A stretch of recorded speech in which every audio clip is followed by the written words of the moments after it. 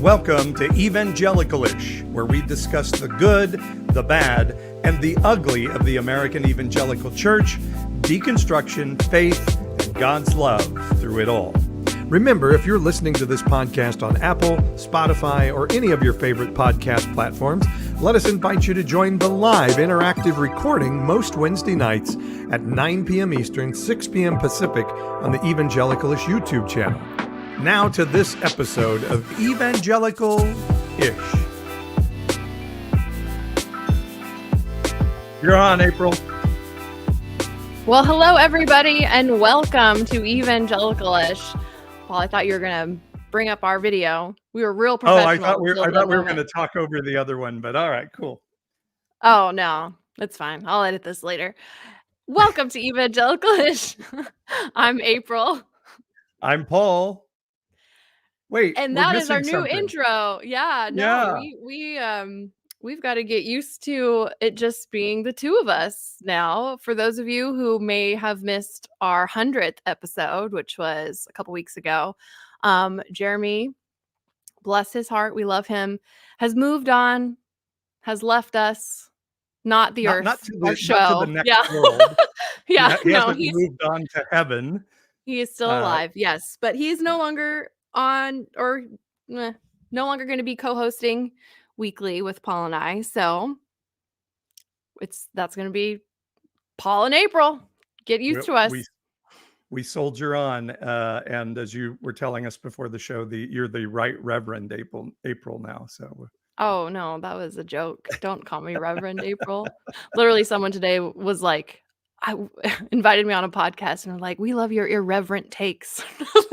This is a compliment. Like, thank you. So you're the right irreverend. You're the right irreverend. I guess, yeah.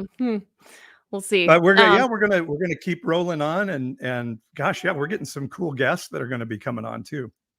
Yeah, Paul and I are like, well, we got to make this good because it's just the two of us. So we've got lots of cool guests coming up, including one tonight that we're going to get to momentarily, but just want to welcome everybody and remind you, if you're listening on Apple or Spotify, to give us a 5-star rating. Hopefully, I mean, you have autonomy. You can rate us whatever you want. We would appreciate a good rating or review.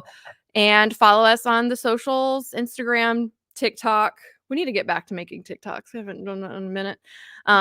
And Twitter or X. Does anyone call it X? Nobody that's. I mean, Elon Musk does, I guess, and his little somewhere bronies. Close to, not crazy right winger, I think, but yeah. Everybody calls it on like newscast and stuff. They always call it X, formerly known as Twitter.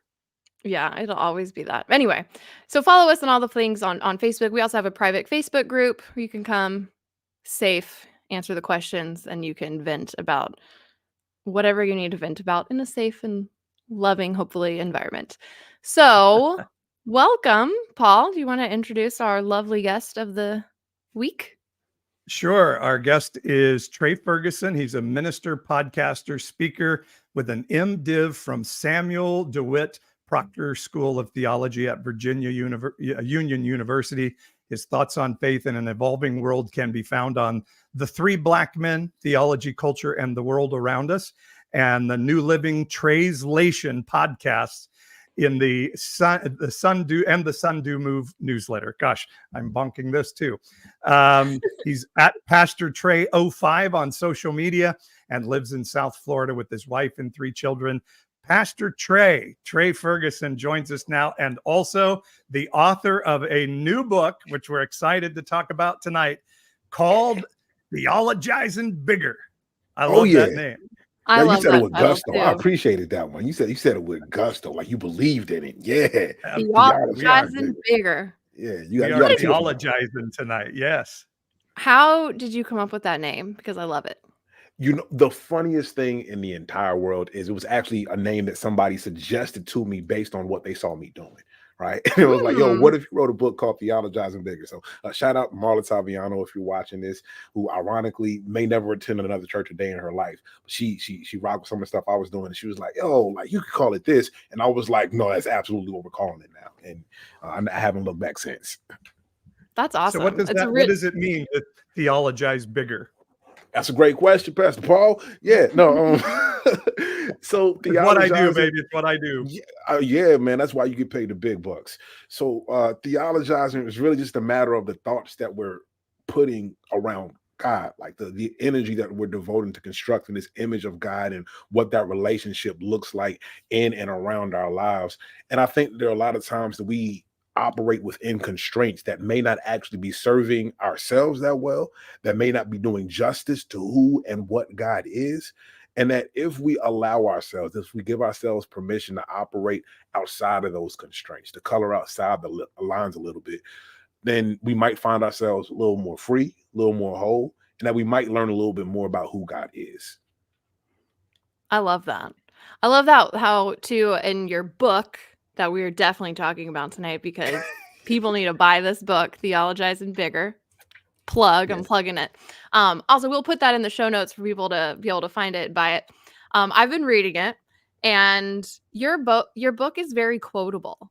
There were a lot of lines in there where I was just like, that's good. I was like talking back to the book. Yeah, that is one of the benefits to. I'm never calling it X, by the way. Y'all were talking about it. I will. His mama named it Twitter. I'm gonna call it Twitter. So yeah, I'm sorry. Like, I believe in people being able to call. I will use your pronouns. I will use your name, but I'm dead naming Twitter for the rest of my life. It deserves it. Yes, absolutely. But one of the benefits to that is I had to learn how to communicate ideas in really short, concise ways. And that kind of made the book pop a little bit more. And I'm just used to talking like that. And so, yeah, some of the quotes are because I spent way too much time tweeting when I should have been doing real work. Relatable. One thing, I don't know, I haven't finished your book. My Kindle tells me I'm 79% of the way through. So, and I think you kind of touch on it in the book loosely, but I know on Twitter, you've been going hard on penal substitution theory.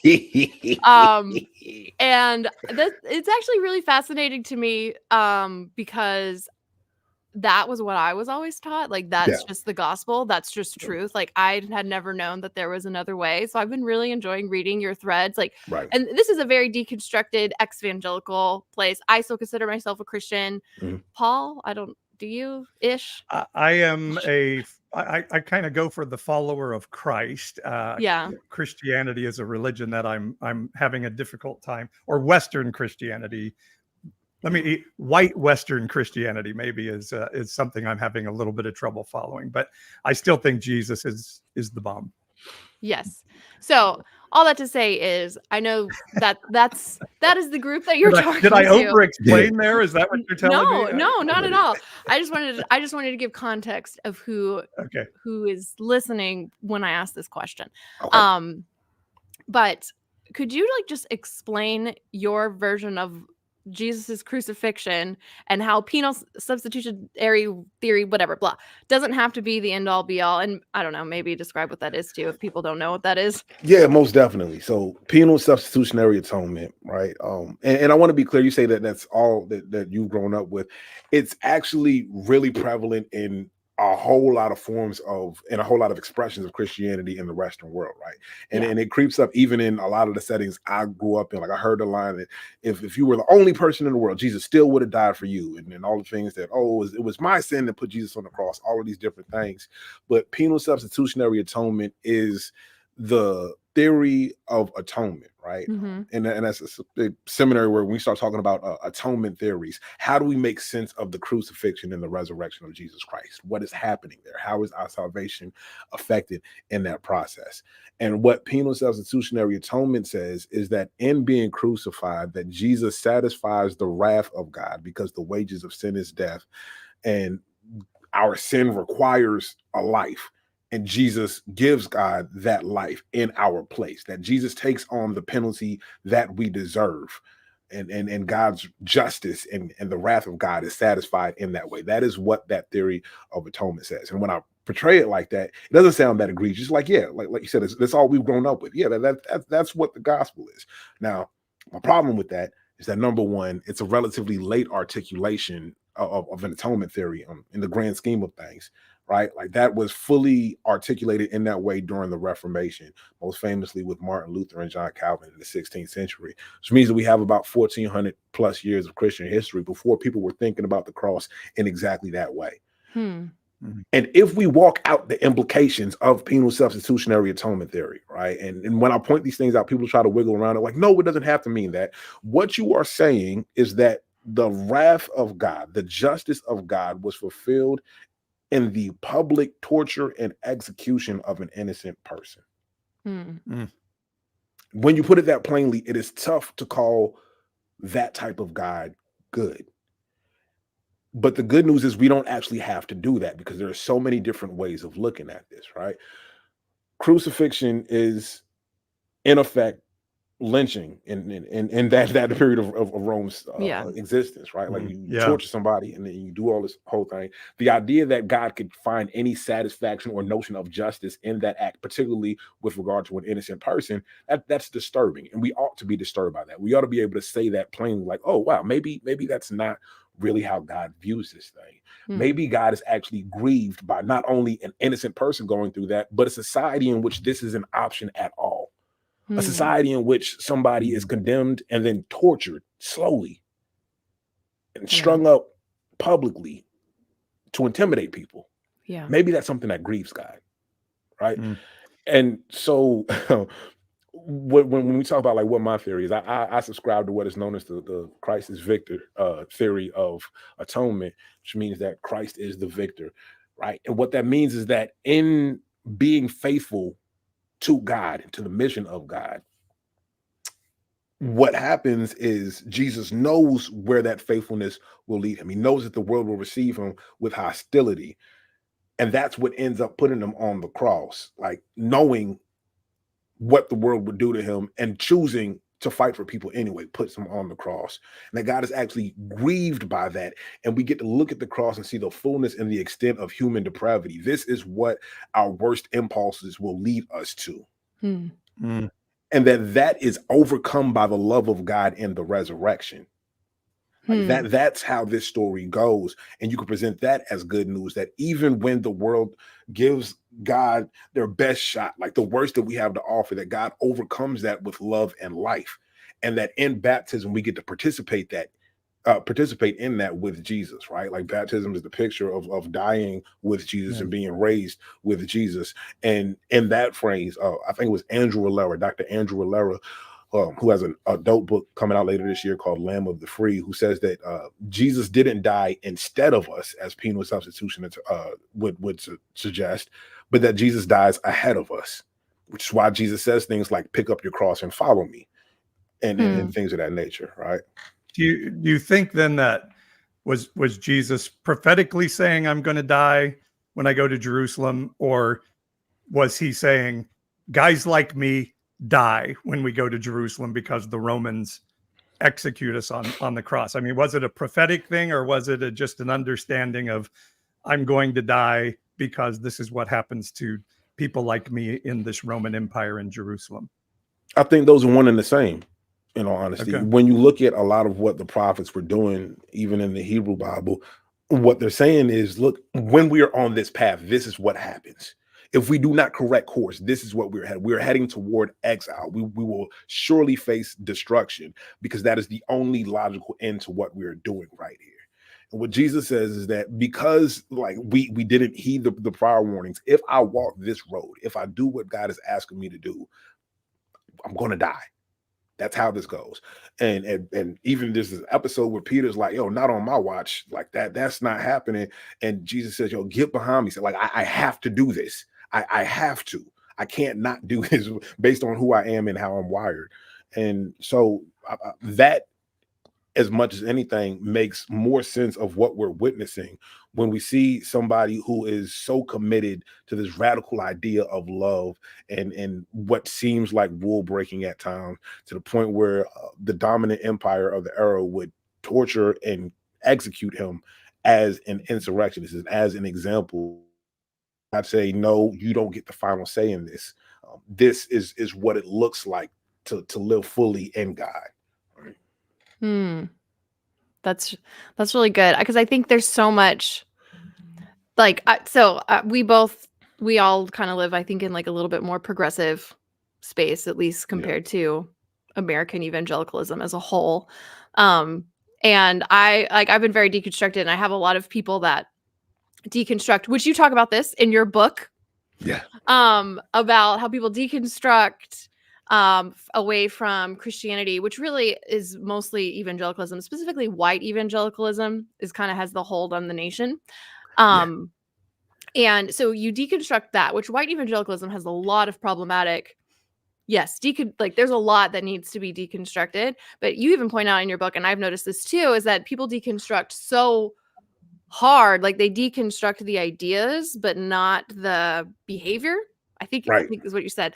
And so, but also there's this ignorance which comes from white evangelicalism, where I'm white and I'm an ex-evangelical. So I was at one point a white evangelical. And I thought that my way of thinking was the right way and the only way, really. Like, I kind of loosely knew that other Christian denominations existed, but they were completely wrong and I was right.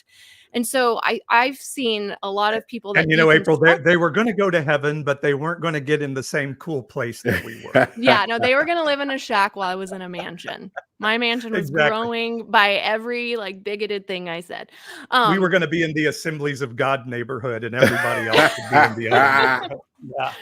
Yeah. Where are the flags? We would have the flags and the interpretive dancing and go ahead. No, what you're saying makes sense, because even when we just did that whole little talk about penal substitutionary atonement and how you didn't even know at one point that there were other options, and the fact of the matter is that is intentional. Like, somebody presented that as the truth, as like the hermeneutic, the way to read the Bible, as opposed to a way to read the Bible or a hermeneutic, right? And most people, when I say this stuff, they act like I'm saying something heterodox, despite the fact that the majority of Christians throughout history and even in the present believe something else about the cross. As a matter of fact, penal substitutionary atonement is viewed as heterodox in the Eastern Orthodox Church. The Catholic Church is not fully affirming it. It's a relatively small segment of global Christendom that believes that. And because white evangelicalism is predicated on centering the world around itself, you wouldn't know that. You would think this is the only way. And when you are leaving that environment that is so centered one way of experiencing the world, sometimes it takes a whole lot of legwork to recognize the smallness and the finitude of what you have experienced and what you do know. Right. And that's something that it's not just relegated to white evangelicalism. Anytime we view ourselves as guardians of an exclusive truth, we'll blind ourselves to the fact that we are largely ignorant of most of the things that are going on in the world. And what happens is, when you deconstruct the beliefs, but don't embody this ethic of humbling ourselves in the largeness of the world and all of these things, then you still operate with the same sense of certainty. You still operate with the same idea that you have all of the answers and that everybody else is wrong. And then you still become an evangelist of another sort, just on the other side. Right? Am I making sense? Yeah, no, that makes sense. I think what I've experienced, and tell me if y'all have experienced this too, is when I talk about like my faith now, or reference really any type of progressive Christianity, or just anything that's not white evangelical Christianity. I have people that a lot of them have deconstructed and become atheists, which is totally fine. If that's where you land, like, I love some of the nicest people I've met are atheists. Great. But there are some fundamentalist atheists out there that also think that every form of Christianity is the white evangelicalism that they came from. And then they just, they ascribe all of their hurts and their abuses onto every single person that professes the Christian faith. And that's been really frustrating for me to encounter, because it's like this is just the behavior of white evangelicalism, but on the other side. Yeah, it goes even further sometimes, where it's not even just Christians that target gets put on, right? It's anybody who believes anything. So whether you're a Jewish person or a Muslim or anything, they say that all religion is stupid, which is true. a wild thing to say for the simple fact that there are so many religions that aren't even predicated on what you believe, but where you belong. And Mm. so a lot of these people who I don't even feel like, I think atheists is gentle. I call them anti-theists, right? Because Mm. they're not. It's not just that they don't believe. No, they aggressively believe that you should not believe either. Yeah, And that's a there is better word for it. right. And what happens there is a level of ignorance as to what religion is from a sociological standpoint. I'm only thinking of religion in terms of theology, and that's actually a very Christocentric way of understanding religion, because even most Jewish people don't necessarily define themselves by what they believe. It's where they belong. It's what they do. Mm. It's Christians, and to an extent, Muslims as well, who have made belief the marker of belonging. And so there's a whole lot of, I guess, vitriol that goes at people who don't necessarily, like, it doesn't apply to them. Because what you're saying, like, no, they don't even believe what you think they believe. Right. And it's a whole thing where we got to operate with a certain level of humility and listening to people tell their own stories as opposed to writing them for them, you know? Yeah. I mean, I've sort of decided that I'm against any religion that says we're right and everybody else is wrong. And in some degrees, to some degree, we get to pass laws against those other people or fight wars against those other people or any of those things. But I'd be interested, Trey, and I know you've talked about this of the, how was it? Is it different in the traditionally Black church in America? Is the theology a little more malleable and fluid, or is it kind of the same as it is in white evangelicalism in America? So that really depends, right? Because the Black church, and on the whole, is not a monolith.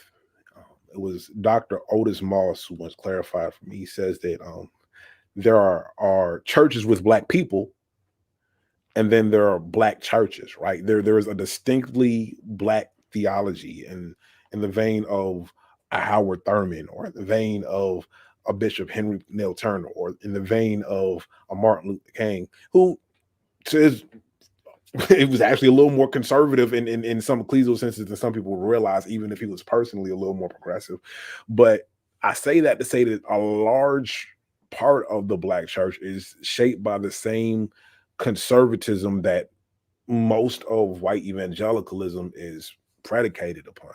Mm. They might acknowledge racism in ways that most of white evangelicalism isn't, but because the theological commitments and presuppositions are the same, it's almost indistinguishable, aside from the fact their hymnal is a little bit different.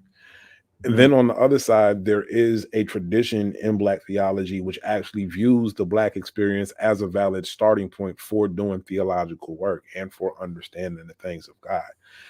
And depending on which of those strains, or somewhere in between of the Black church or the Black Christian tradition you're talking about, you can end up with something wildly different than what you would experience white evangelicalism, or something that is virtually indistinguishable except for people clapping on 2 and 4 instead of 1 and 3, you know?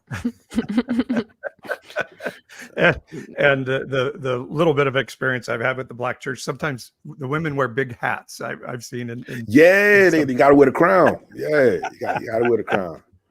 But it's interesting because I have I have a Black friend. I'm going to go that direction. No, I have Paul. Me too. A friend of mine is a pastor of a predominantly Black church, and he says, we are required in the Black church to preach at least 3 sermons a year against homosexuality, but gosh darn it, we will have a gay man leading our choir. That's just the way it is. And again, I know everybody's not homogenous in that at all, but that was his interpretation of Black American Christianity, is like, we do teach hellfire and brimstone, but also we understand the realities of what it's like to be marginalized and outcast, and we're not going to do that to other people. Yeah, there's an extent to which that's true, because there are some people who, like I said, are beholden to the same theological commitments, and some of those commitments are there's a fear of being policed by people who call you heterodox if you do not, like, outright condemn all homosexual people, right? And then there is another community of much more progressive Black people. As a matter of fact, so the largest Black Baptist denomination is the National Baptist Convention.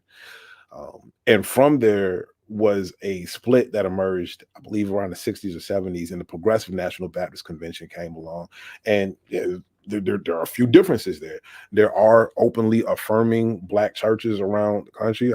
There's people out emailing, they got their pronouns in the signature and stuff like that. And so a lot of it in that same vein, you kind of got to figure out who you're dealing with in the same way. Like, I can't just assume every white church is operating the same way. You're going to have some people that's a little more progressive in the way they're approaching this, some people who are very progressive, some people who are very conservative, some people who are fundamentalist, and you'll see all of those same strains within the Black church tradition.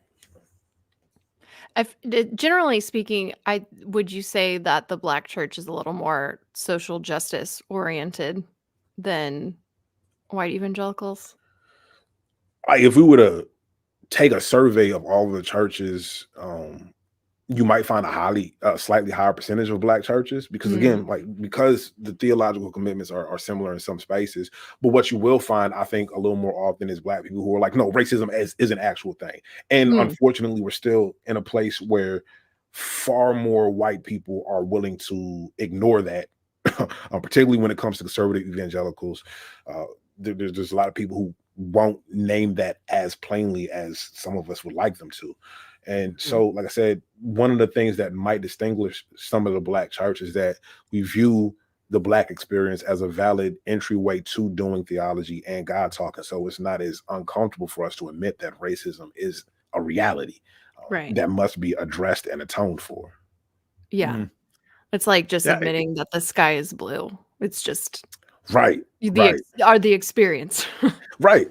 And that's the thing. So one of the things that I do have a bit of compassion for and almost understanding, even as I don't think it's a valid excuse, is that you can be a white person in most of America and live a perfectly meaningful and fulfilled life without having a single significant relationship with a Black person.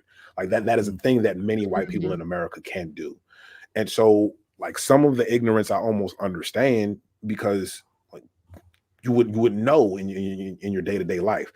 And so there's this big like hole or gap in your theology and your conception of the world when you don't understand what it is like to travel the same country as a Black person who does not get to like live under that illusion of racism not being a real thing.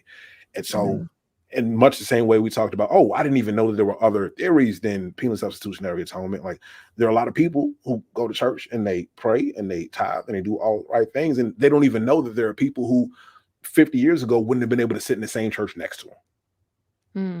Yeah. My wife was an elected official, and in one of her campaigns, she affirmed marriage for everyone. And we got called into a meeting of pastors in our town, and they were saying, if you do this, we're going to lose our not-for-profit status because they're going to force us to, perform gay marriages and things. And to which my response was like, well, did God promise you a tax-free life? I don't remember seeing that in the Bible, but the kind of the pastor who is sort of the spokesperson in our city for the Black church community. And again, I almost feel horrible even saying that, but because it doesn't feel, I mean, I understand there's just a whole lot bigger world out there, but I loved that he said, I believe in traditional marriage, I think was the terminology he used. And he said, but gosh, I wish my white friends sitting around the table here cared half as much about racism as they do about abortion. I wish they cared half as much about, Black child mortality and Black male incarceration as they do about abortion. And it kind of stopped everybody from talking in the room. And I thought it was a very fascinating viewpoint that he was giving to the other white pastors in our town. Yeah. Sometimes we got to shake it up like that. And part of my whole ethos and part of what Theologizin Bigger is about is I don't think that quest for justice should stop at Black rights. And so I recognize people have different convictions and stuff about this. I don't view somebody believing in traditional marriage as a valid reason to not affirm even especially civilly, same-sex unions and things of that nature. Like, if you don't believe in traditional marriage, then don't have a non-traditional marriage. Like, Right. you marry whoever you Don't want. Right? get gay married. Yeah. That's where I stand on that, for the simple fact that I recognize that much of the same rhetoric that is used against the queer community today is the same exact hermeneutic that is used to subjugate women today and in the past, the same exact hermeneutic that is used to subjugate Black people throughout history. And so I think that integrity demands that we re-examine the ways that we talk about marginalized communities that we may not belong to, right? Because if I can't do that, what I'm really asking for when I look for justice, when I look for liberation or whatever, is access to the same power that was used against me. Mm-hmm. Yeah. And we need to theologize bigger, right? Yeah. And so I think part of that for me is recognizing that there's room for whatever personal convictions you may have. And again, like I tell people all the time, everybody in my church congregation doesn't agree on all of the same things. I'm like, look, we could deal with the theology behind it, but we have to decide how we're going to handle this as a community, at least outwardly. Right, like we can deal with the things that we believe in our hearts or whatever, but how are we going to treat people in XYZ situation? And that needs to be determined at the outset, you know. Yeah, I think I have so many I'm over here, like, I took pictures of my Kindle because I don't have a way of screenshotting my Kindle. So I literally have like I hear you. pictures on my phone because I was like, I have ideas and ways things I want to talk about. And one of them I didn't take a picture of, but this conversation reminded me of what did you call so like political Black conservatives, like the Candace Owens of the world, Tim Scott. You called him something that made me laugh. I don't remember what it Oh, was. the token Black conservative grifter. Yes. Was that it? Yes, I think that was what it was. Okay, so here's my question for you. This is like totally kind of off topic, but like the Candace Owens of the world, do you think they actually believe what they're saying? Or are they actually like intentionally grifting people? It could be both at a certain point, right? So Yeah. I don't know. And that's I know one of that those you things. don't know. Like, Yeah. no, none of us know, but it's something that I've always wondered.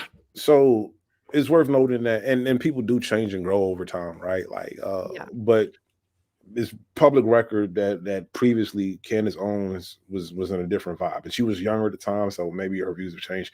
I don't know. I can't really call it. All I know is it's working for him now. You know, and that is what Yeah. it is. But, Yeah, that's true. You kind of go where the money is, I think. Let me reintroduce our guest, April. Trey Ferguson is with us. He's at Pastor Trey05 on social media. And this is the book, Theologizin Bigger. yeah, ain't that pretty? Is it out? I love that. Is really pretty. It's out. It's out right now. Go get it. Yeah. Amazon, where's the best place for him to get it? Yeah, you can get it at Amazon, Barnes & Noble, Books A Million, bookshop.org, wherever you go get books. You can actually go to your local bookstore. They'll order it for you and then get it to you in good timing. If you're really about that life, you can request it at your local library. And if they don't have it, they should be able to purchase it and do all those. Matter of fact, you might want to do that too, in addition to buying it for yourself. It hasn't been banned in Florida yet? Not yet. I'm very disappointed. Oh, yeah. But DeSantis is going to put that on a banned book list for a number of reasons, I'm sure. Yeah, I can't wait. You know, like this is really a goal of mine. No, I'm just joking. It is what it is. Stuff happens. You need to like Photoshop a picture of Ron DeSantis like holding your book like angrily, being like, I would never desecrate my book cover in that fashion. But then people would love it because what is the thing that he says all the time? Like Florida, where woke goes to die. Yeah. People would love it. I would hate it. I worked very hard on this. I don't know. Yeah, I'm sorry. That's totally fair. Yeah. Okay, I'm gonna Go ahead, April. You go. No, I'm changing the topic, so you go. Oh, well, I was just going to say like about like penal atonement. What are you trying to encourage people to correct in the book? I know you're wanting us to get to where we ask questions, and I think you use the word looking at the Bible humbly and these different things. And so, what is it that you're encouraging people to course correct, maybe a little bit with Theologizin Bigger? Yeah, most definitely. So I don't actually address penal substitutionary atonement theory in the book because that's nerd stuff that I wasn't trying to handle You at kind this of like particular juncture. loosely tiptoe around it because you talk about the resurrection and like what it meant and all that Yes, stuff, yes, but you yes. don't actually say it. So that's why Right, I was like, I don't right. know if you Yeah. eventually get to it. But in general, what I'm doing, I want to encourage people, because at the end of the day, like, this community here is largely defined by people who were in a tradition or an expression of Christianity that they felt they could no longer find belonging or peace or home in, right? And that launches some of us into this area of wandering, this wilderness, and some people leave their faith behind altogether.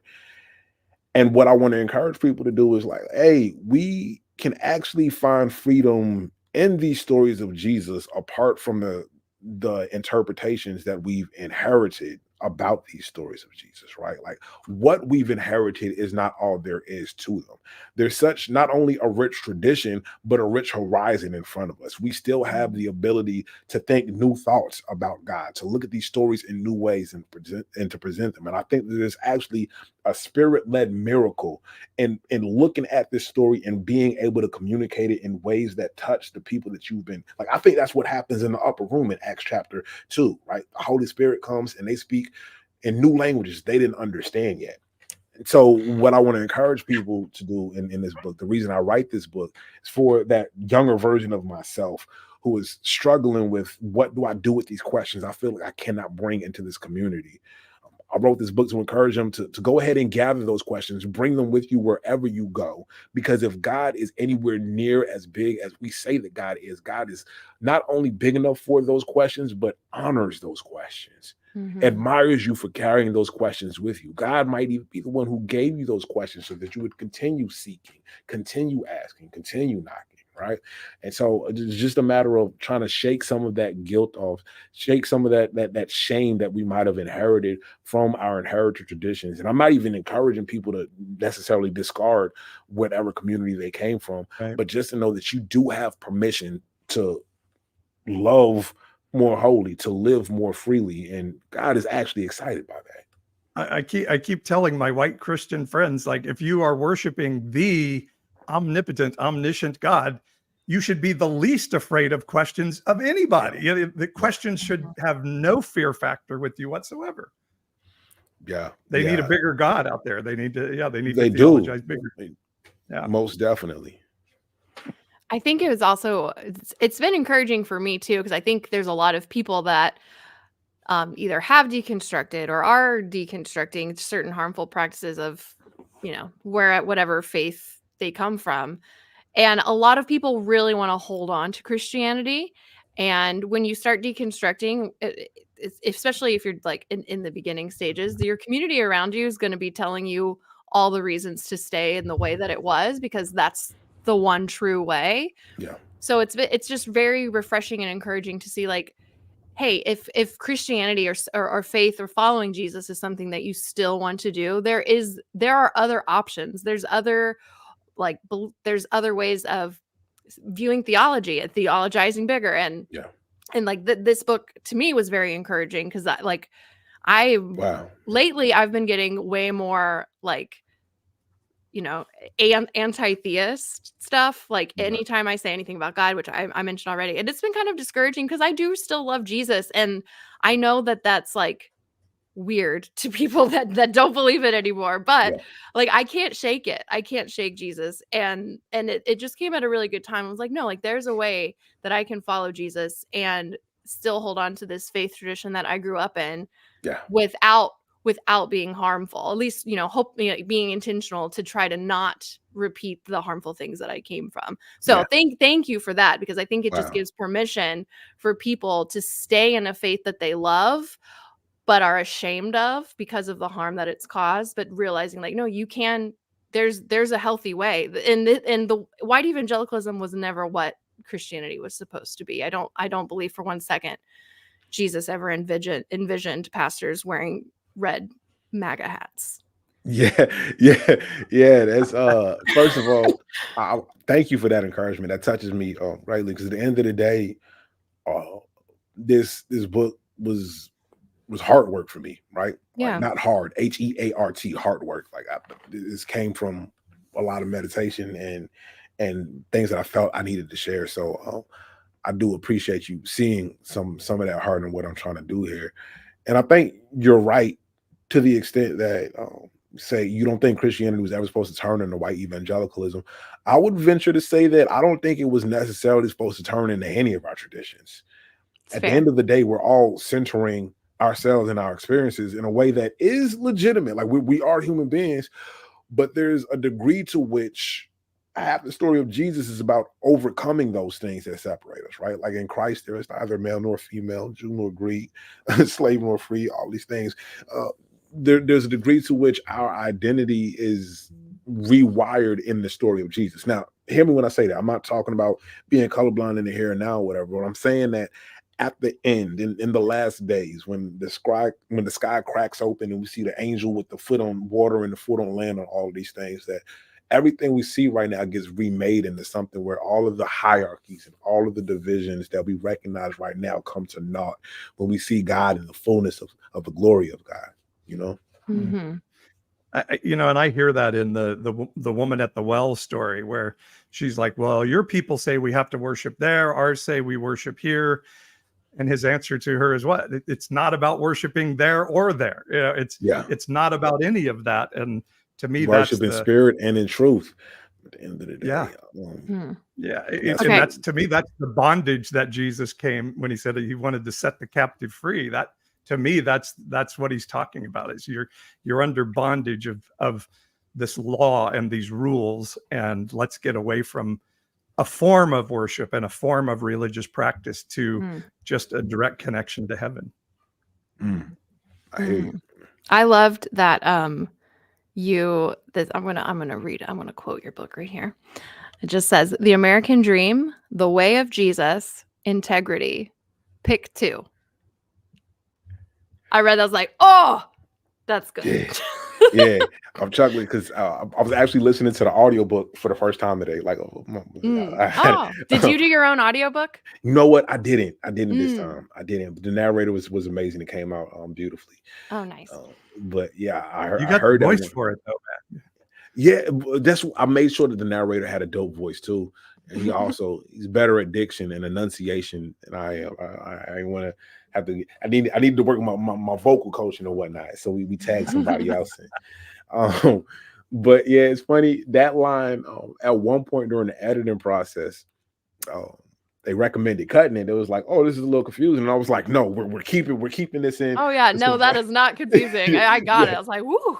Yeah, because at the end of the day, a lot of what we do and celebrate here as a country and a nation state is directly, obviously, incontrovertibly antithetical to the kingdom of God that we see like Jesus preaching. It just is. It just is. And so, are you saying Jesus didn't teach the American dream? You know what, Pastor Paul? That's exactly what I'm saying. Paul, yeah. Heretic. I've been called worse. After people, Come on, Jesus was the greatest American there ever was. Yeah, he's a red-blooded Republican for sure. By his red, white, and blue stripes, we are healed. I don't know. Do you think he was greater than Ronald Reagan? I'm not sure. Come on.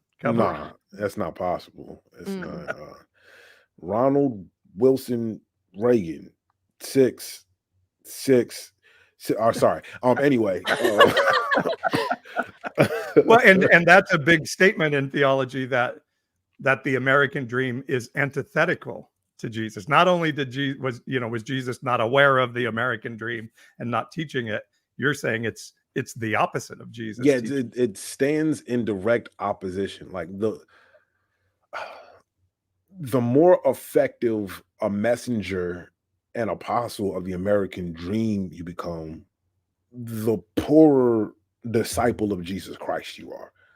Like, there's a directly inverse relationship right there. Preach. So the fact Jesus talks about divesting of the things of this world. We talk about, like, the mark of blessing in the American dream is the accumulation of things, right? Jesus talks about storing up in heaven. We talk about storing up in 401s. There's the idea of a meritocracy here. We celebrate that, where the kingdom of heaven is defined by the grace of God. So you haven't earned, you didn't work for any of this.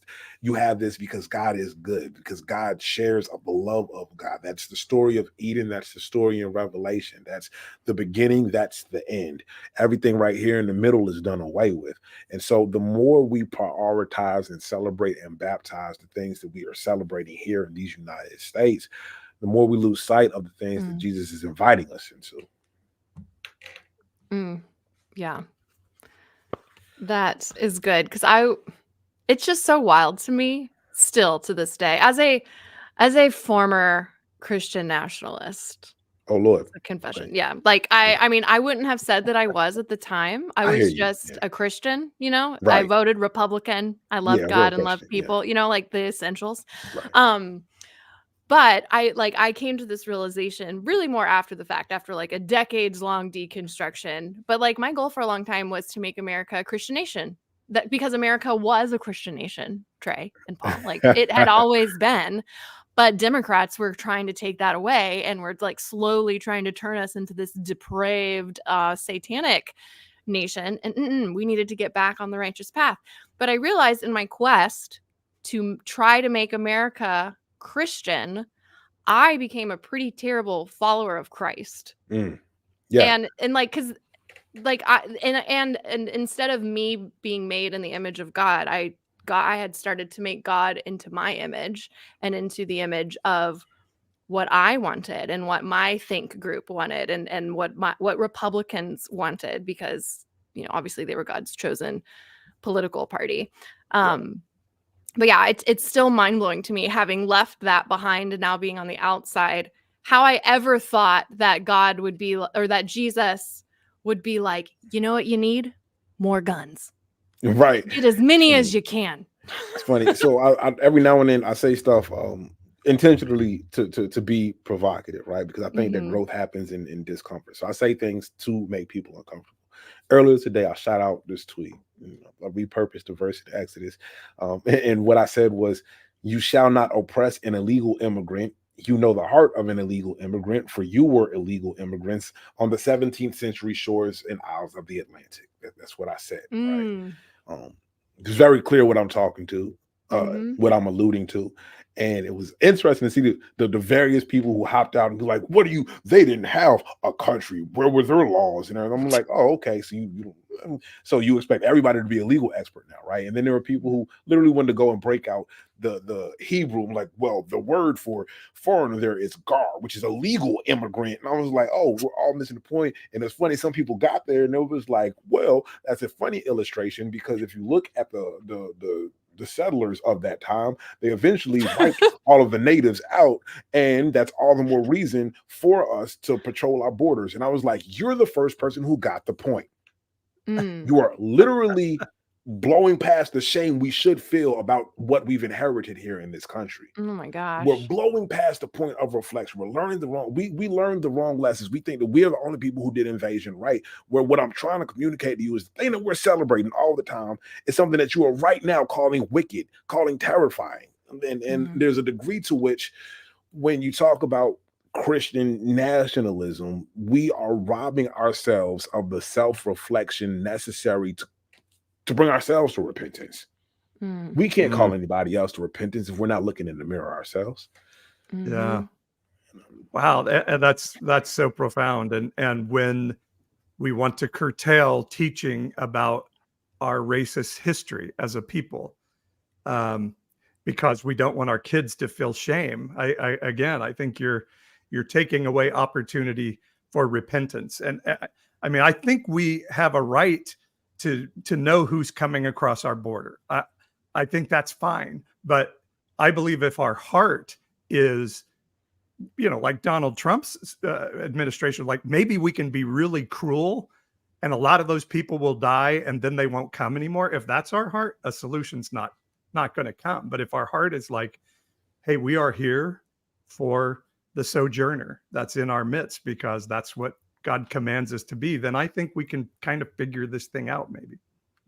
Yeah, and I think there's a truth to that, but also the fact that, like, whoa, all of the things that we celebrate, the people that we lionize, are they did the exact same thing that we're claiming needs to be stopped right now. Yeah. Yeah. and we got to say about that, like Jesus even talks about it in the New Testament sometimes when he's speaking to some of his contemporaries. He says that in condemning me right now, you are condemning your ancestors as well. Right. And so like in this condemnation, in this thing, in this drumbeat we're driving up right now against this thing, we need to pump the brakes, re-examine this history that we keep on trying to rewrite. We're trying to ban all of the books and everything and see what we're actually saying about ourselves as we're warning about these people coming across the border. Because like some people got it. Like, well, what we did is all the more reason we need to strengthen our borders. Yes, correct. You got it. Now we're on the same page. Let's do that. Oh my gosh. Yeah, you got the point, but told on yourself in one breath. Absolutely. I think it's like oh, go ahead. Go ahead, April. You go. No, I lost my thought. Please go. Don't embarrass me. Sorry. Mom brain. The Israel Gaza thing is so complicated, and I'm almost afraid to go into it because it's kind of become your choices to be an anti-Semite or pro-genocide, and I'm hoping there's another option. But somebody was telling me they want to drive the people of Israel out of the land, and that's just wrong. And just as you're saying, Trey, I'm like, I think in your book, the Bible, or at least the Hebrew scripture that you've colonized to call the Old Testament, it says that God literally told the people of Israel to go in there and take the land away from the people and commit genocide against them. It's literally what the book told them to do. And so maybe we could think about this a little bit differently. Yeah, and even within that, so when I sit with practicing Jewish people and some Jewish scholars and we deal with those uncomfortable passages, we're also forced to reckon with, if you look at this historically, a lot of them will say that what we're looking at is a story of people in exile recounting their history and trying to explain how this land became theirs, right? And so there's a level to which, if I say the word propaganda, it's going to sound wrong, but just even to the extent that a lot of our history, what we teach in our history classes, is propaganda here in the United States. There's an element to which the way these people are telling their stories, and you can see that playing out. Like if you read through the book of First and Second Chronicles, it doesn't exactly match up with First, Second Kings and First, Second Samuel. Like, no, they're deliberately retelling stories to suit a certain narrative. And so we have to deal with the fact that sometimes when we tell these stories, it's because we believe that God's favor manifested in this way, that in large part, the God that we see these people identifying with at a particular point in history needed to be a warrior because they needed somebody to fight for them. And we have to wrestle with the stories that we tell ourselves about America. That God's favor is why this happened. Manifest destiny is the term we use. And was that really the favor of God, or were we trying to baptize our own greed? Were we trying to baptize our own ambition? A manifest destiny. It's just, I mean, it's not wild when you look at the history, because really just some things have never changed, even though we like to pretend that things have changed. But like literally, was it last week, 2 weeks ago, Nikki Haley said that America has never been a racist nation. Hey, Nikki Haley just be saying stuff, and I'm just like, but she's an old school politician. Like it sounded shocking when she said it because we got so used to President Donald Trump taking stuff over the top with it, right? Like we forgot what a normal politician was like. And normal they just be saying stuff. She know that don't make no sense, but she got to, like, sometimes part of the politician's job, she just be saying stuff. Yeah, well, and I think that the more disheartening part of it all is I don't actually think that Nikki Haley believes that. She's pandering hardcore in a very conservative far right primary right now. But the fact that she is in a party where that is what she needs to say to get people to agree, to get votes, like that is the part that's scary, that there's enough people out there in our nation that's either what they believe or what they want to believe and are choosing to believe, because that is easier. Like, nah, we've always been the good guys. We would have marched with Martin Luther King. If I were a Republican, I would be offended because it is very clear that the Republican Party, the Republican National Convention, has decided that the best way to win votes is to treat their constituents like idiots, like rhetorically speaking, what they're like that is the best you're doing. And again, I have major critiques for both parties because I believe that the Democrats are too conservative and the Republicans are too conservative, right? So, but like I would be personally offended if I were a registered Republican and I saw all of these people campaigning for my vote who decided that the best way to get my vote was to treat me like an idiot, which is what a lot of that boils down to, right? Yeah, I see in the comments he said it's worked for them so far. It's true. It's true. Well, Donald Trump himself said, "I love the uneducated," and then everyone was like, "Oh, our people are stupid. Let's talk to them like that." Like, there's a lot of really smart Republicans out there that just get. I mean, I was a diehard Republican, but and the interesting we thing, all of course, grow.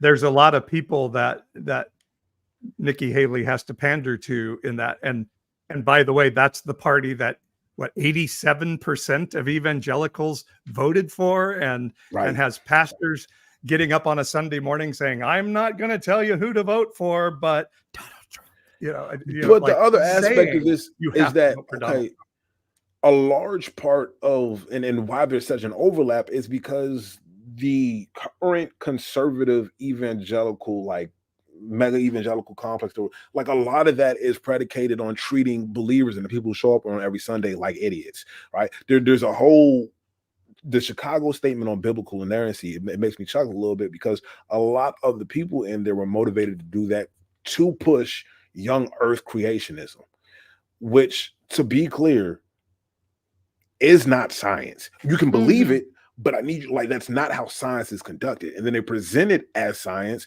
as if like we don't go to science class and learn about the scientific method and all of these things. And like, oh no, you can tell me about convictions that we ought to consider and beliefs about God without treating me like an idiot. And so a lot of these things happen and we don't even evaluate because these are people that we trust. But at the end of the day, if you step back, you're like, wait, no, that's not smart. That doesn't make sense, right? And I think there's a degree to which we dehumanize people when we try to divorce them from the brains that God gave them. Yeah.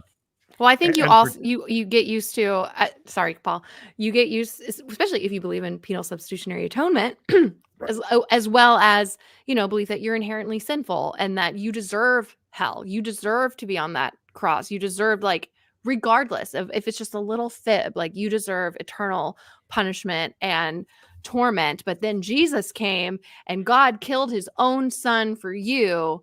And, like, you have this cognitive dissonance that you have to live with constantly to, one, believe that you're this disgusting, dirty person, but at the same time, you're worth so much that Jesus would die for just you. And also that God is this unconditionally loving God, but he also has conditions that you have to accept Jesus to be saved, and that he killed his own son.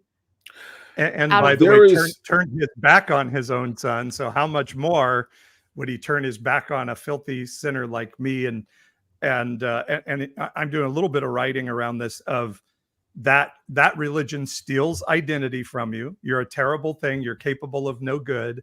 And so your identity comes in being a part of the cool kids club, the one that Jesus is going to come take in the rapture. And so, like you say, Trey, we require dissonance to keep people in the club. And that's where their identity is found. And so they're going to fight even to a dissonant level to protect the club. If I were to gather my children into a room right now and tell them that they deserved to be beaten to a pulp, and that my justice, my sense of fairness, my love for them would not be fulfilled until somebody got beaten to a pulp, and then I pulled out a paddle or a belt or a bat or a cane and proceeded to beat myself to a pulp and say, now my justice is fulfilled. Even though I did not lay a hand on my children, I've abused my children. Psychologically, they are scarred. They've learned something that they cannot unsee or unlearn, right? And that is what so many churches are presenting to people as good news about God when they talk about people like you deserve this, what Jesus got. You deserve all of that, and like that's what's being presented as good news. But no, it's loving because you didn't have to. Jesus did it in your place. God, and because Jesus is God, God took on the penalties of no, that's scarring, that's not good news, that is damaging, that is abusive. And what happens then is when your idea of love, of justice, of of wholeness is shaped in that way, it impacts your relationships with other people. It impacts your understanding of God. It impacts your ability to love yourself and those around you. And so, like earlier today, I think I said something to the effect of like penal substitutionary atonement starts with violence to the text, proceeds to violence in our imagination, matures into violence to our societies, and concludes with violence to each other. And so when that becomes a bedrock of how we understand the good news of Jesus Christ, we need to recognize that a lot of what we are doing and presenting as the unadulterated gospel on Sunday mornings and on midweek services and every day in between those two poles is violence, is death dealing. It is shaping the way that people interact with the world, and we cannot do so in a healthy way until we understand exactly who God is. Or not exactly, we'll never understand the fullness, but we need to know that God doesn't look like that. Right. And And then we believing have that the ultimate violence, excuse me, the ultimate violence hanging out there of lake of fire and, a just God who would let you walk into a lake of fire. And I have people, when I talk to them about it, they'll say, well, don't you discipline your children? And I said, I have never once threatened to set my children on fire. Never once did I. Right. And I never had to get them to behave. So to me, is that the ultimate violence, Trey? Yeah, there's a degree to which I don't like the way that many Christians talk about hell because it's clearly shaped from a place of privilege, right? There are people who say that, oh, we have to tell them about hell because that's the bad news and they didn't understand the good news. And I said, you know, that there are entire swaths of people on the planet right now who are living in hell on earth. You think they need to be warned about bad news before they receive good news? What type of life do you live where you think that people need to be convinced about the worst that the world has to offer? No, that's where they live right now. And so there's a degree to which people who've lived on Easy Street for so long had to fantasize about what it might look like to live without God's blessing, despite the fact that there are people right now living in the worst conditions possible. And when you have to do that to understand hell or whatever, you are actually missing the miracle of the incarnation, in which Jesus, Philippians chapter 2 says it, right? The little song in there where it talks about being God himself, did not think of divinity as something to cling to, descended into he was in the good place and came down here to be with us, right? Jesus doesn't start by warning with hellfire. Jesus starts by restoring people to wholeness, meeting them where they are. Your sins are forgiven. You're healed. All of these things. That is where Jesus begins. And so the idea that the good news needs to be framed by this eternal hellfire in order for us to compare, that's born from a place from privilege. It's why Jesus says things like, blessed are the meek, right? Blessed are the poor in spirit. Blessed are these people who already know what it's like to live in hell. It's like an MLM sales pitch, Yes. It's like, you need this and I have the answer. It's like creating the problem. Like, you are dirty. You need this because you're disgusting. Like, oh, you didn't know, but you're actually really disgusting and a filthy rag, and God would spit you out of his mouth. Yeah. Low-key do I want to be in God's mouth?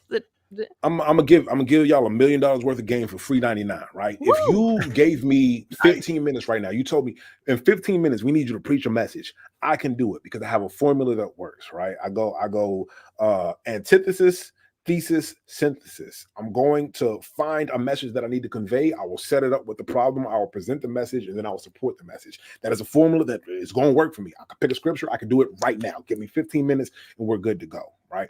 I do that because I've been doing this for a while, and I need crutches like that. To suggest that the good news of God needs that same cheap parlor trick is the most offensive thing I can think of.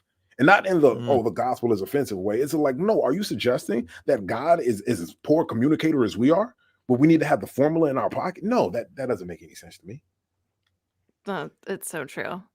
Talk about just like a total like not really a sidebar, it's related, but the most confusing, conflicting emotional moment of my life, I think, was when I was watching The Passion of the Christ in the movie theater for the third time. The first 2 times I went with church groups. Third time? Yes, there's a reason for this. The first 2 times I went with my family once, and I went with our church once. And leading up, our youth pastor was like, "Now, when you watch them whip Jesus and crucify him, I want you to think of the sin that you've committed that put him there." So fast forward to the third time I watched it.